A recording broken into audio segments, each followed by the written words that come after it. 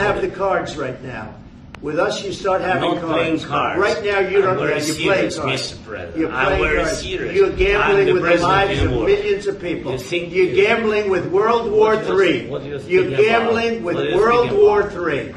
And what you're doing is very disrespectful to the country, this country. That's back to you. Far more than a lot of people said they should have. Have you said thank you once? A lot of times. No, in this Even entire today. meeting, you said thank Even you. today. You went to Pennsylvania and campaigned for the opposition in October. Offer some words of appreciation for the United States of America and the president who's trying to save your country. Please, you think that if you will speak very loudly about the war, He's not speaking loudly. He's not speaking loudly. Your country is in big trouble. Can I Wait a answer? minute. No. You've done a lot of talking. Your country is in big trouble. I know. You're not winning. I know. You're not winning this. You have a damn good chance of coming out okay because of us. Mr. President, we are staying in our country, staying strong from the very beginning of the war. We've been alone, and we are thankful. I said thanks you haven't in been this alone. cabinet, you and not only in this cabinet. We gave you, through this said stupid president, $350 billion.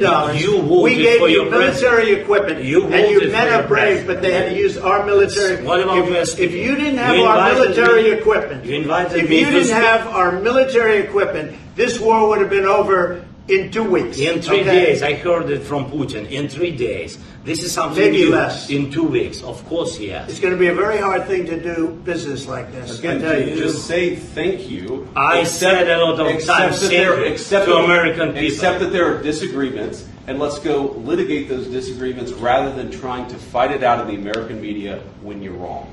We know that you're wrong. But you see, I think it's good for the American people to see what's going on. I understand, sir. I think it's very important. That's why I kept this going so long. You have to be thankful. You don't have the cards. You're buried there. Your people are dying. You're running low on soldiers. Listen, you're running low on soldiers. It would be a damn good thing. And then you tell us, I don't want a ceasefire. I don't want a ceasefire. I want to go and I want this. Look.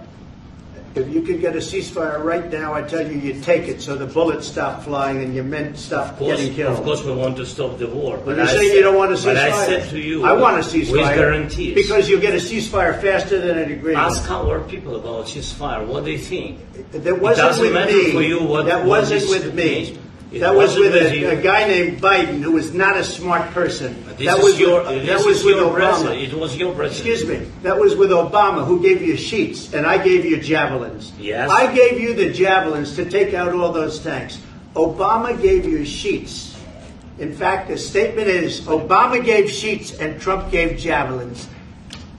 You got to be more thankful, because let me tell you, you don't have the cards. With us, you have the cards.